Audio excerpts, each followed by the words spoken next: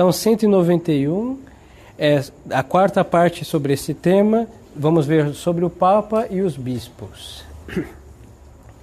Então, a primeira pergunta: quem é o Papa? O Papa, a quem chamamos também Sumo Pontífice ou Romano Pontífice, é o sucessor de São Pedro na Santa Sé, o vigário de Jesus Cristo na terra e o chefe visível da Igreja. Então vamos explicar porque é a doutrina católica. Nós vamos explicar porque é o ensinamento da Igreja, é um dogma de fé. Agora os senhores vão ouvir e depois os senhores vão ver que, bom, nós temos aí não uma deficiência na fé, porque a fé é indefectível. Mas aí os senhores aplicam e cada um chega às suas consequências sobre essa crise da Igreja. Então, primeiro, Deus Nosso Senhor deixou uma igreja apostólica, católica e apostólica. Então, tudo que nós temos da fé, nós recebemos dos apóstolos.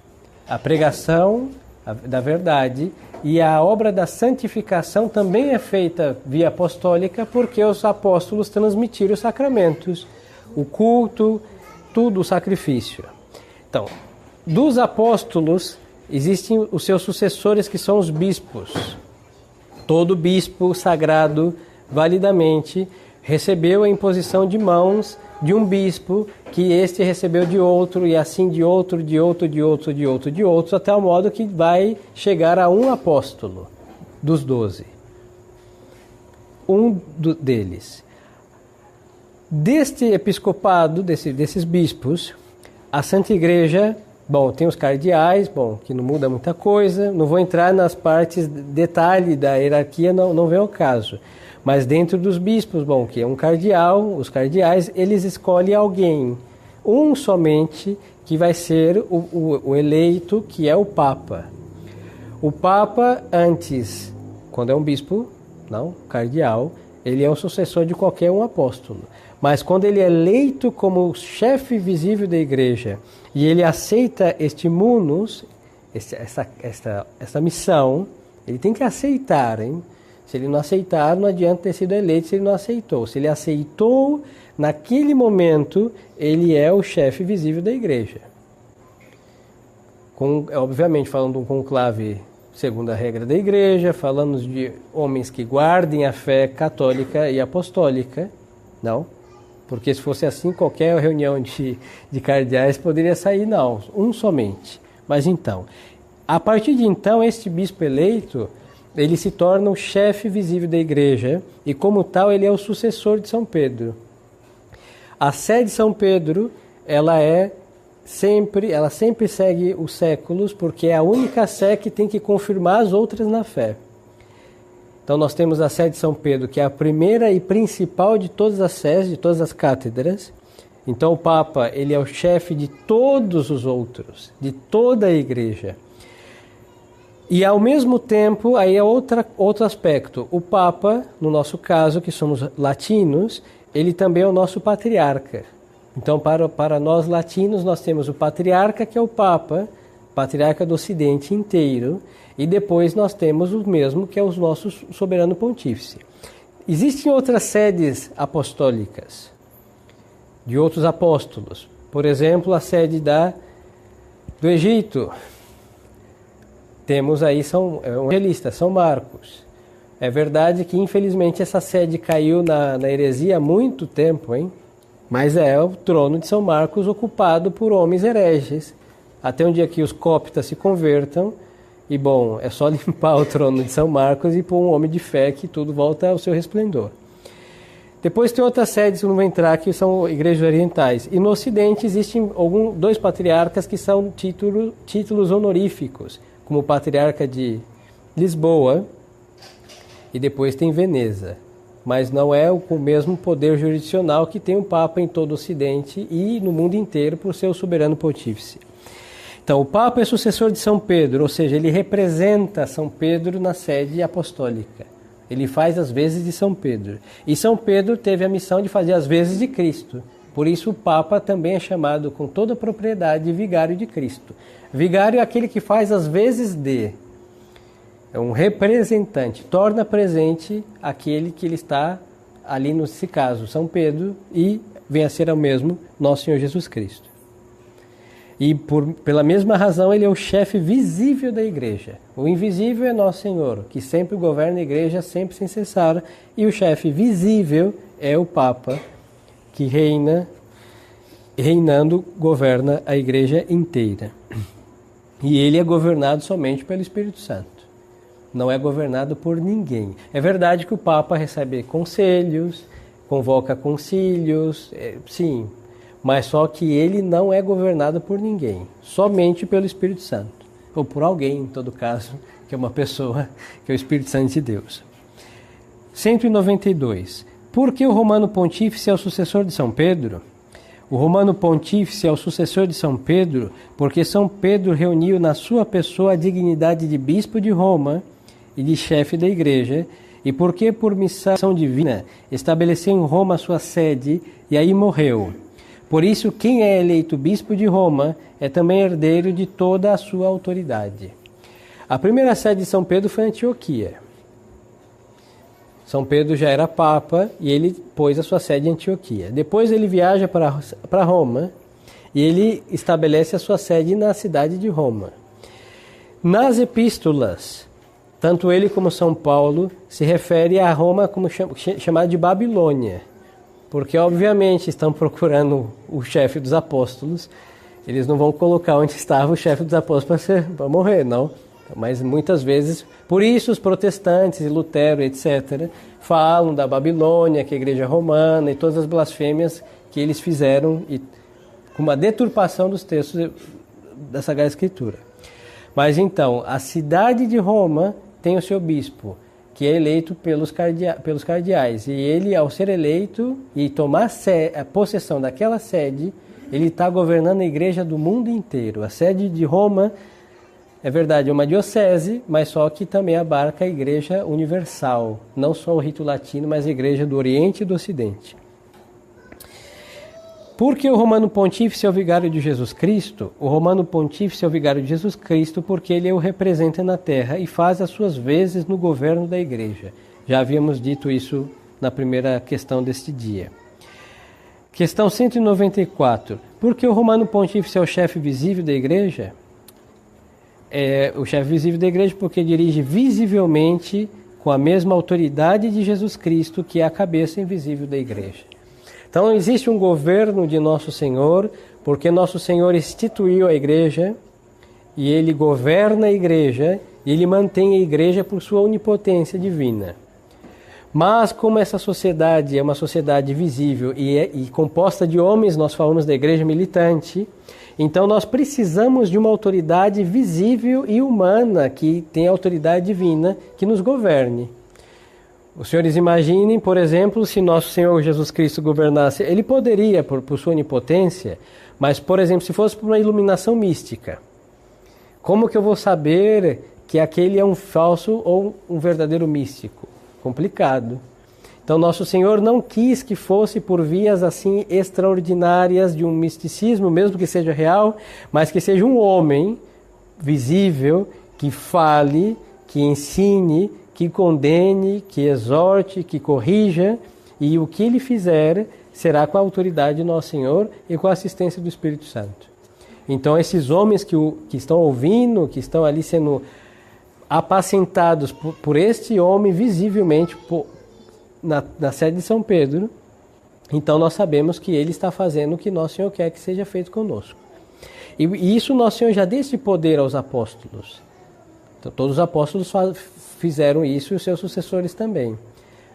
E São Pedro já no princípio governava inclusive os apóstolos. E então o Papa só tem que continuar a fazer o que os apóstolos fizeram. O que o apóstolo São Pedro fez, o Papa faz. E o que os outros apóstolos fizeram, os outros bispos deveriam fazer. Qual é, pois, a dignidade do Papa? A dignidade do Papa é a maior entre todas as dignidades da terra e dá-lhe um poder supremo e imediato sobre todos e cada um dos pastores e dos fiéis. Então, imediato é que não tem intermédio. Então, é assim, é Espírito Santo, Papa e do Papa as almas. vai para os bispos, o poder jurisdicional, o poder de governar as almas, e a dependência dos bispos aos párocos e toda a hierarquia católica. Mas todas dependem do Sumo Pontífice, e o Sumo Pontífice depende somente do Divino Espírito Santo, nosso Senhor Jesus Cristo.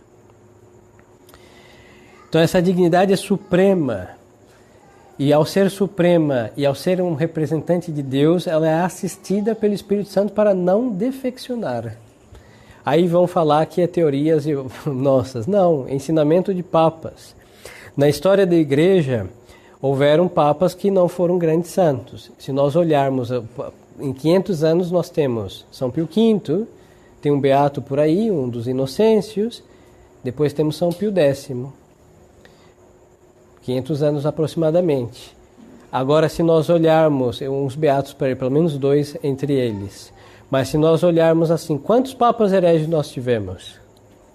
Quantos papas hereges que fizeram a cristandade inteira apostatar e ensinaram aberrações? Quantos nós tivemos? Aí vamos falar assim, dos últimos 60 anos, todos eles. É interessante porque de São Pedro a Pio XII não houve. Aí vamos falar, mas Honório, as discussões famosas, João 22, então, todas estas teorias das possíveis e aparentes heresias desses papas são da história da Igreja escrita pelos protestantes. E esses protestantes, que são inimigos da sede de São Pedro desde o princípio, escreveram uma versão da história da Igreja Católica, e os galicanos, que são os católicos da França, imbuídos do espírito de se separar de São Pedro para fazer uma igreja nacionalista, eles adotaram a história dos protestantes como história da igreja. E por quê? Para justamente desacreditar a sede de São Pedro e falar, nós podemos ter uma igreja católica francesa. E é uma razão política por detrás, e a principal, que levou também a repercussões religiosas. E aí esta versão protestante adotada pelos galicanos é perpetuada pela boca dos católicos. Mas quando os papas falam dos seus antecessores, eles falam o quê? Que essa sede, referindo à sede de São Pedro, nunca defeccionou na fé. E nós vemos, ele citava o princípio, a sede do Egito, de São Marcos, mesmo que ele tenha sido evangelista, um grande bispo e mártir, mas a sede dele defeccionou na fé, pelo sucessor seu que não guardou a fé de São Marcos, a fé apostólica. Nós vemos a sede de Alexandria defeccionada na fé, com cisma do Oriente. Nós vemos a sede da Armênia, que também defecciona na fé, com monofisismo. Nós vemos outras sedes particulares de igrejas locais, de bispos aqui e acolá, que defeccionam na fé. Nestório, por exemplo.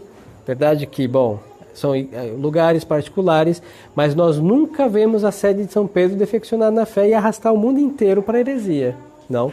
Nós vemos isso acontecer neste filme de terror do Vaticano II até o presente. Não? Por isso nos leva a pensar coisas. Se o Espírito Santo assistiu por 2000 anos à Santa Igreja e os legítimos sucessores foram legítimos sucessores dos apóstolos e guardaram a fé, então nós ficamos a pensar por que nesses últimos 60 anos as coisas estão do jeito que elas estão atualmente. Agora vamos à pergunta 196, que segue o raciocínio das coisas. Pode errar o Papa ao ensinar a Igreja? Aí vai responder, o catecismo, e não é a doutrina de particulares, não. Responde o catecismo, o Papa não pode errar, quer dizer, é infalível nas definições que dizem respeito à fé e aos costumes. Então, quando o Papa está ensinando de matéria de fé e de costumes, a fé e a disciplina, o Papa é infalível. Aí nós supomos o quê? Um legítimo sucessor de São Pedro, que está ensinando, assistido sempre pelo Espírito Santo, a Igreja. E ele ensina a Igreja nos seus ensinamentos como encíclicas, nas suas bulas, nas suas alocuções, nos seus sermões. Ele está ensinando a Igreja. Não precisa ser a cada 100 anos ou a cada 200 anos uma definição dogmática, que isso é outra coisa. Mas também ele é infalível quando define. Vamos ver aqui. Qual é o motivo por que o Papa é infalível? O Papa é infalível, questão 197. O Papa é infalível em razão da promessa de Jesus Cristo e da contínua assistência do Espírito Santo. E aqui fala da contínua assistência do Espírito Santo. Não fala aqui somente em atos de definições o Papa é infalível. Se existe uma assistência contínua, existe logo uma infalibilidade contínua. Isso é tão óbvio como juntar 2 mais 2 que dá o resultado número 4. Então, assistência contínua, infalibilidade contínua. Isso é muito simples. Agora, aqui que começa as divergências entre tradicionalistas e outras vertentes do tradicionalismo e modernistas e etc. Todas as espécies possíveis.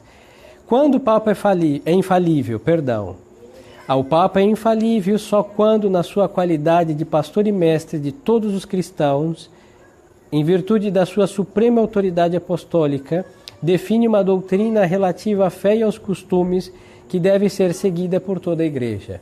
Então, esta questão 198 está falando da infalibilidade do Papa quando ele define um dogma de fé.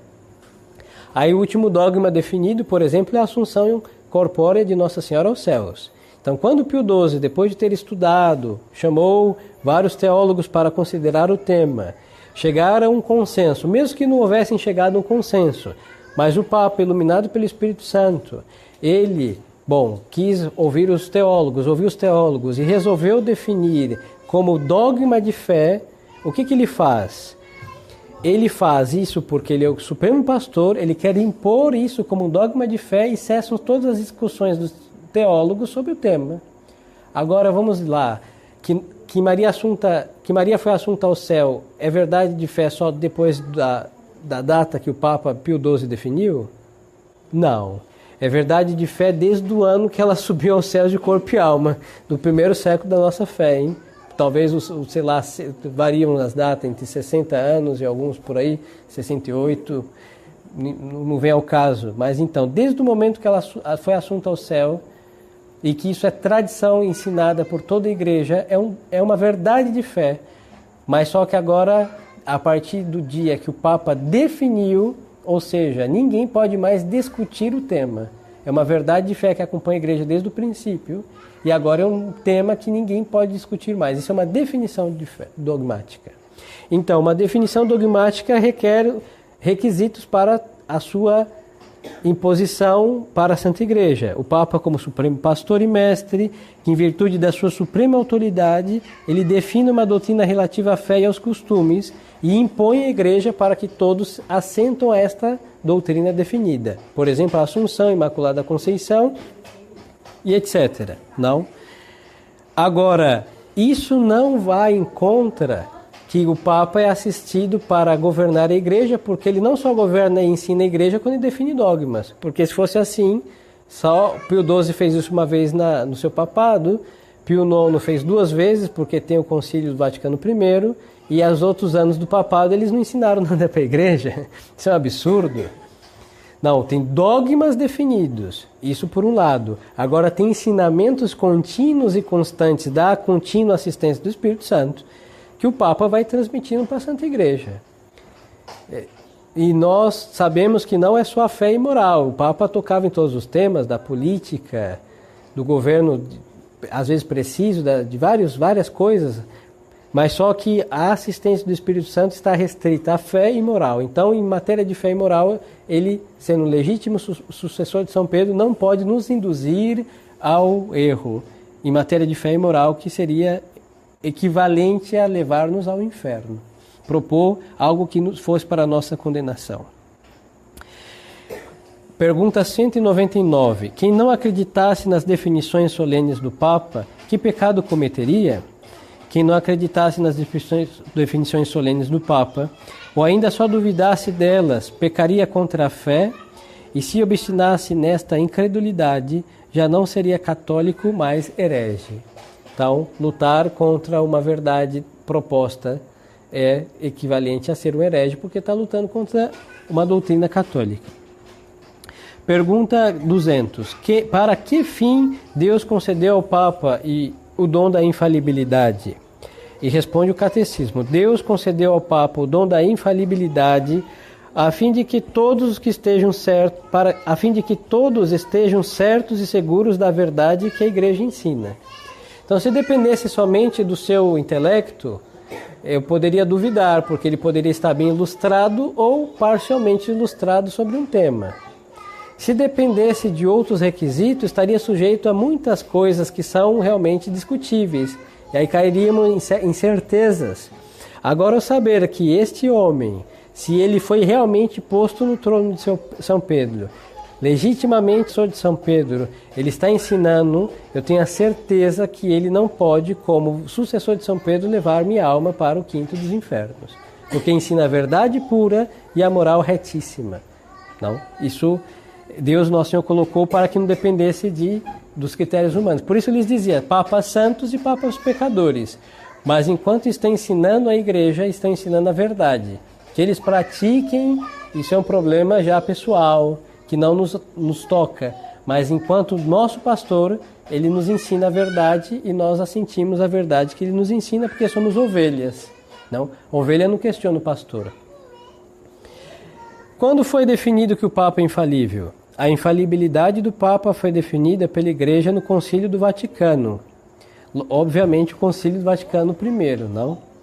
E se alguém ousasse contradizer essa definição, seria herege e excomungado. Porque está dito, quem não a crer que o Papa é infalível, seja anátema.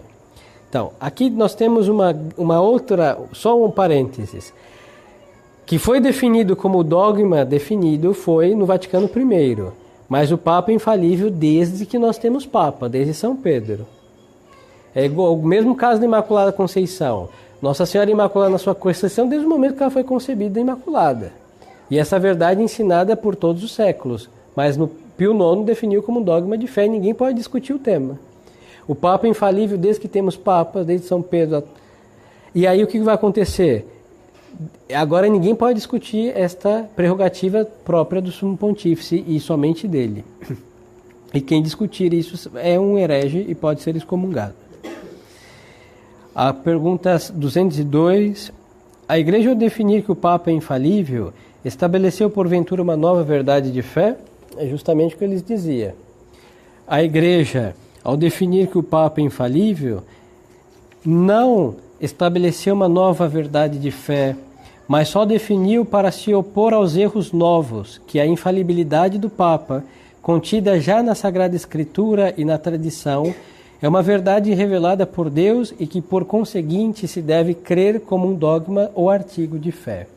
Então, quando os homens começam a discutir se o Papa é ou não infalível, se Maria Santíssima é não imaculada, se foi assunto ou não ao céu, então vem uma intervenção do Papa para, não, isso daqui é um dogma de fé, ninguém toca mais nisso.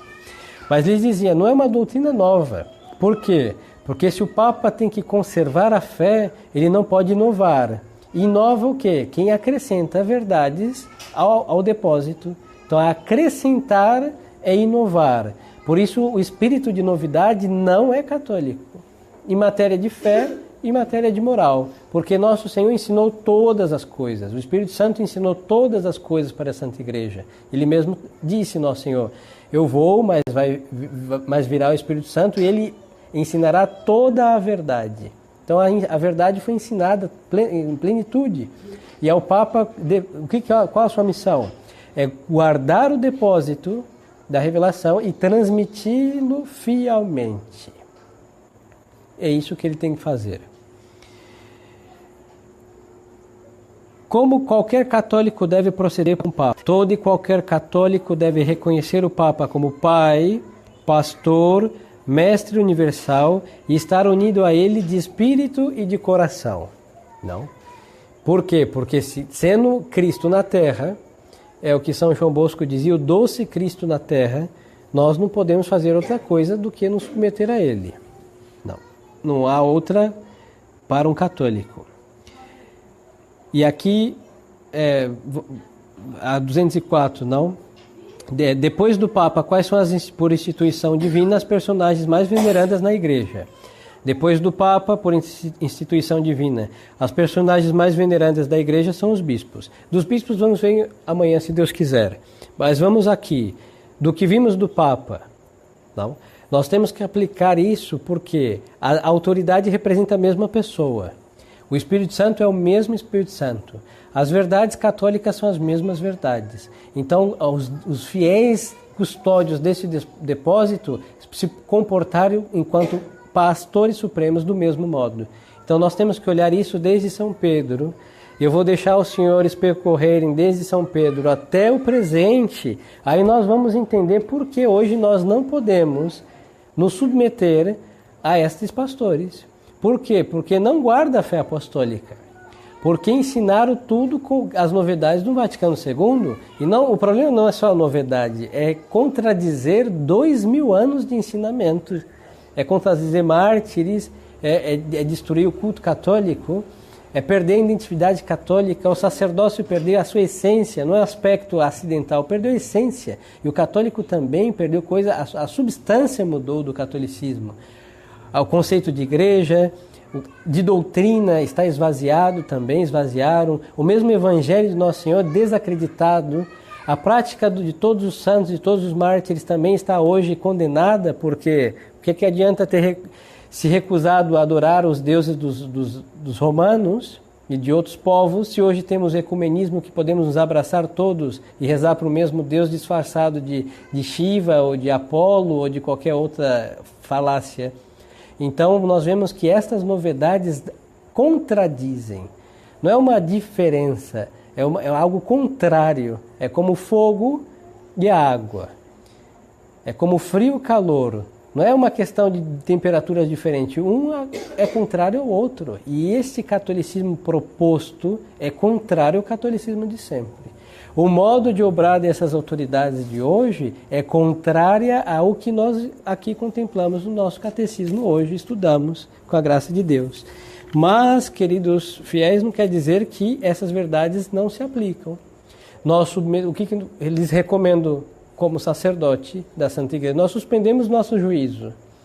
E ninguém é insensato de obedecer a alguém que quer nos levar para a condenação eterna e fazer perder a fé. Então nós levantamos nosso juízo e seguimos com a prática católica. Isso que deve ser feito. Agora, nós como católicos devemos estar unidos à sede de São Pedro sempre e rezar e pedir a Deus Nosso Senhor que nos dê um Papa segundo a doutrina católica, porque nisso se resolve em uma grande porcentagem todos os problemas da sociedade, tanto da igreja em sua crise como do mundo, porque jaz justamente pela esta ausência da verdade católica de legítimos pastores que governem. Imagine um bispo católico nessa cidade, o que não faria? Teria filtrado essa política maligna, teria realmente induzido as almas a ter um critério político católico, a não se contentar com o mal menor, que hoje é o grande consolo de todos os que são mais ou menos retos. Teria realmente os centros espíritas aqui vizinhos, estaria vazio, hein? Estaria vazio, ou talvez 3 pessoas, está vazio. Mas não foi pelo bispo diocesano, foi a falência da situação. Graças a Deus. Mas nós não teríamos tantas igrejas protestantes. Por quê? Porque um pastor, ele mantém as protestantes existem desde que foram fundados, e espíritas também, mas não pululando. E a apostasia não era tão forte como hoje. Era um ou outro. E hoje vemos em números exorbitantes apostatários da fé. Então, realmente, ver semelhante zelo, entre aspas, dessas almas nos faz o quê? Nos abster disso e seguir com o nosso catolicismo. Mas não devemos pensar que o Papa é um adereço católico, que é algo acidental à nossa fé católica. Não, é algo essencial. E se nós não podemos estar unidos a esses homens por eles não serem católicos, mas nós devemos ter muito amor ao papado, à Santa Sé Apostólica de São Pedro. Por isso nós devemos ler as encíclicas dos bons papas. Nós temos aí de Pio XII para trás, inúmeras em todos os temas possíveis, que são atualíssimas e que nós podemos comer desses pastos sem medo de indigestão, sem nenhum problema. Então, para estar unido, devemos fazer, sim. Devemos ler o que eles nos ensinaram, alimentar nossas almas com esses pastos e rezar e pedir a Deus um pastor, o Supremo Pastor para a Santa Igreja, porque ela tendo um Supremo Pastor segundo o coração de Nosso Senhor, aí volta a reinar a verdade e a moral católica. É isso que nós vemos Quando assim foi, este foi o efeito produzido na cristandade. Se Deus quiser, amanhã vamos ver dos bispos e a outra parte da hierarquia da Santa Igreja e terminar este artigo.